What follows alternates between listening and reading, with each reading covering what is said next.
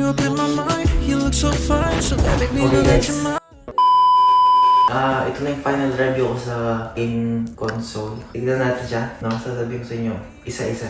Alisin ko muna dahil kailangan ko ng notes. Pupunta muna ako sa specs niya, no? Para mas clear. So guys, simulan natin siya sa color.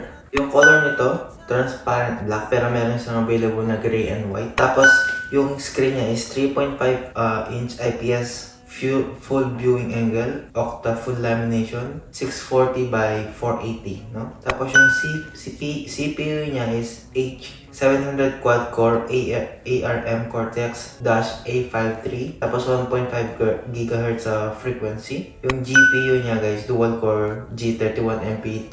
Di ako talaga gamer guys, pero gusto ko lang mag-games, no? Pero gusto ko malaman yung specs. Tapos yung RAM niya is 1GB LPD DDR4 1GB. Yung storage niya 64GB na SD card, no? Tapos yung system Linux. Tapos ito pa yung mga ito yung nagustuhan ko dito, meron siyang 2.425 G Wi-Fi, 802.11 ABG and AC, at meron siyang Bluetooth 4.2. Tapos yung games, marami siyang sinusupport na games hanggang PSP,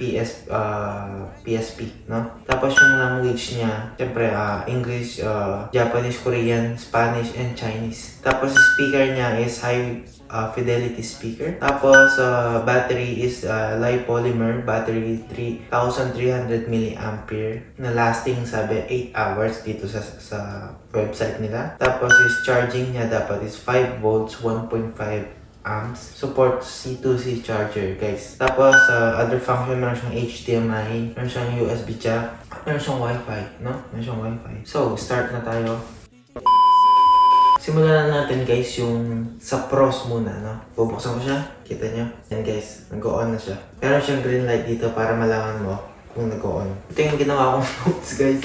So, yung idea ng ginawa nila dito guys is maganda, no? Maganda siya. Kasi parang all-in-one, nandito na lahat. At the next is bring back memories, syempre, nung kabataan mo, no? Compact siya, pwede mo siyang dalhin kahit saan. Kung bored ka, maliit. Maliit lang siya, pwede mo siyang ibulsa. Pero medyo makapal siya. Tapos ito yung, ano niya, system. Nakita niyo ito last time sa last vlog ko. Kung di niyo pa nakita yung system ng Unburnick, panoorin niyo yung last vlog guys. Yung battery life niya sa pag-experience ko, sabi sa website is 8 hours. Pero di naman ako mabot na yung 8 hours, is nalobat na. 4 to 5 hours siya. Tapos sa 4 to 5 hours na yun is sulit na yun guys. Magsasawa ka na, no? Tapos yung sound naman is hindi siya kagandahan, alam mo yun. Malakas siya pero hindi quality yung sound. Tapos yung screen brightness is sakto lang. Kapag nasa labas ka, medyo hindi mo na makikita. Pag nasa loob ka ng bahay is sakto, maliwanag. Parang literal na Game Boy siya, guys. Tapos yung mga buttons, ito yung mga pinagkaiba ng Game Boy dito sa game console na to. Yung Game Boy is yung kapag pipindutin mo yung mga buttons niya, yung height ng mga buttons sa Game Boy is hindi ganun kataas. Ito medyo mataas yung konti. Pero sa mga past review nila, sa nababasa ko sa RG35XX na hindi plus, tsaka sa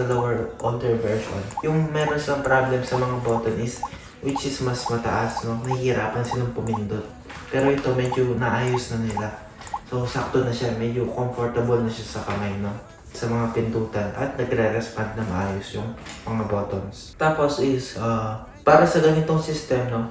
Para sa mini compact console na computer sa loob na meron siyang sariling operating system. Sobrang dali lang niyang aralin. Plus, meron naman silang binibigay na manual dun sa box, no? Ay, hindi ko binasa yung box. Hindi ko siya binasa, pero na-figure out ko agad kung paano siya gamitin, no? At the same time, yung box, meron siyang sinasabing mga shortcuts dun sa manual. Dun ko na binasa after yung mga shortcuts, no?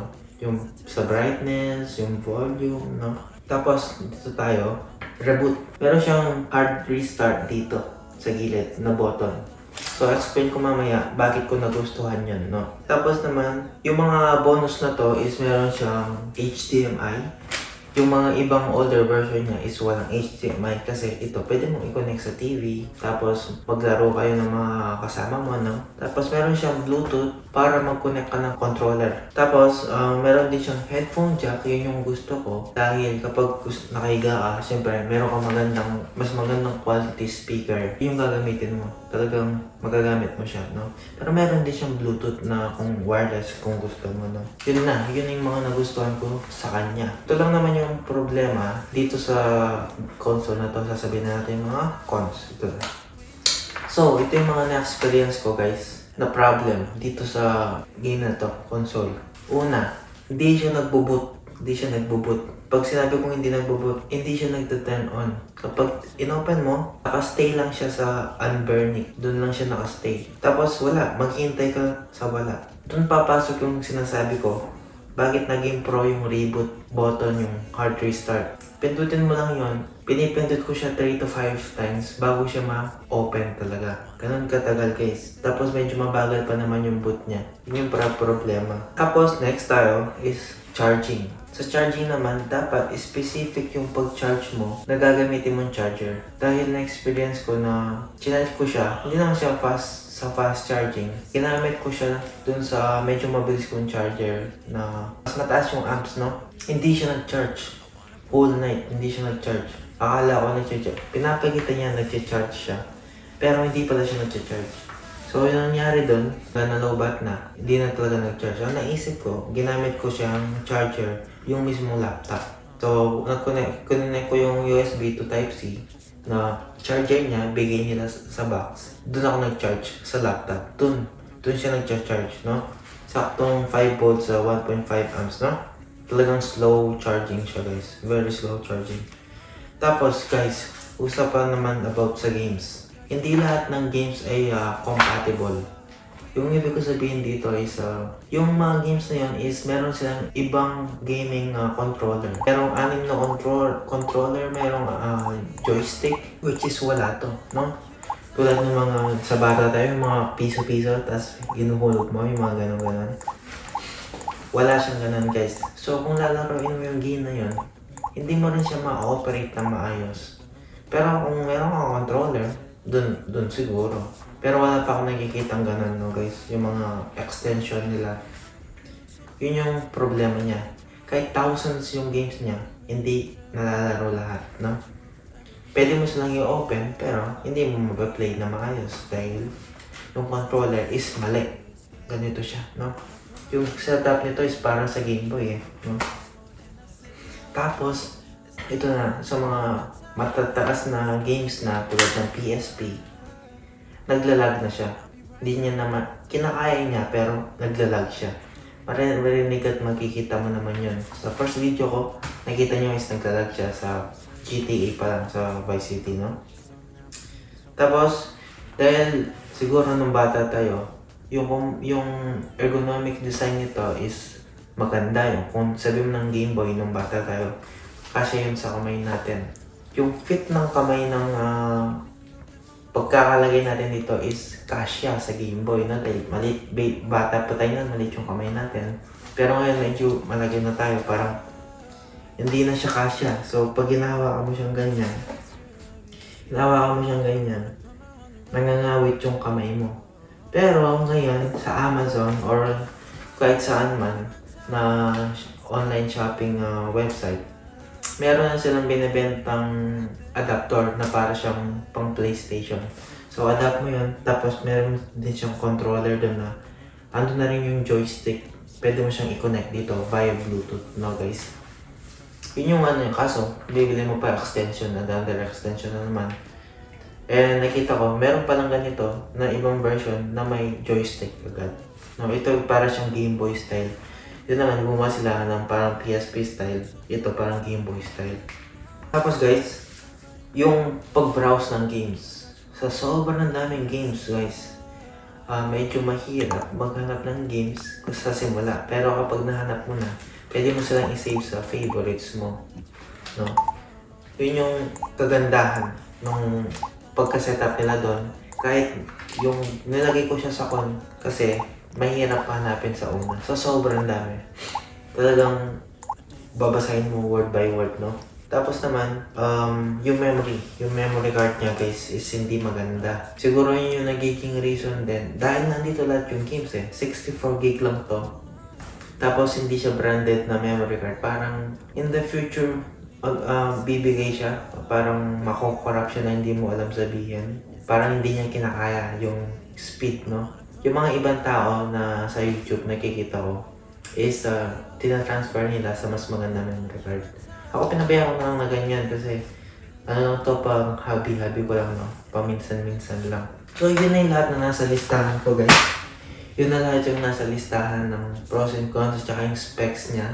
Para sa akin, kung i-rate ko to, kung sulit siya, ginagamit ko lang to sa 5 games. Harvest Moon, Tekken, Vice City, Crash Bandicoot, tsaka yung Tekken 5, 6, Tekken 3. Yun lang. Yun lang nilalaro ko dito. Pero marami din siya mga...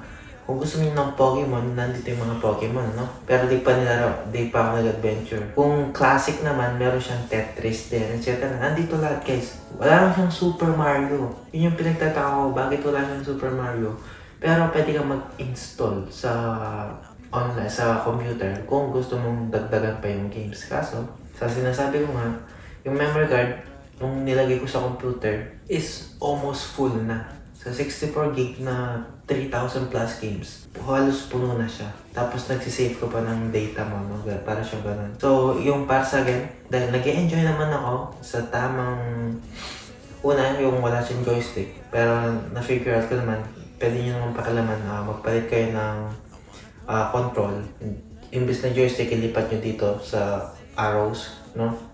Nag-work naman, no? Ganun siya. So, nag-enjoy ako. Para sa akin, parang personally, 6.5 over 10. Mababa yung rating guys kasi maraming problema. Tapos yung unburnic, mabubisit ka kapag yung na-experience mo yung boot na paulit-ulit mong nire-restart, no? Para lang mag-open siya. Yung nakakainis.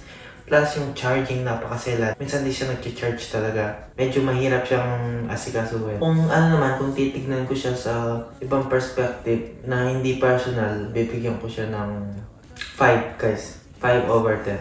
Dahil meron pang mas magandang mga game console na mas mabilis at hindi nagka-crash. Na same lang naman nito. Nakita ko lang to dahil sa lahat ng mga ganun, ito lang yung may HDMI, Bluetooth, etc. Kaya ito yung pinili ko. Pero yung mga iba, mas mabilis sila. Tulad ng Miu yata yun. Mas maganda yun, sabi nila.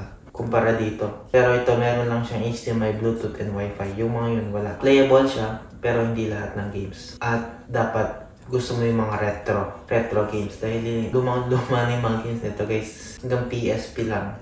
That's it. 5 overall sa akin. 5. Maselan ako sa ganito guys.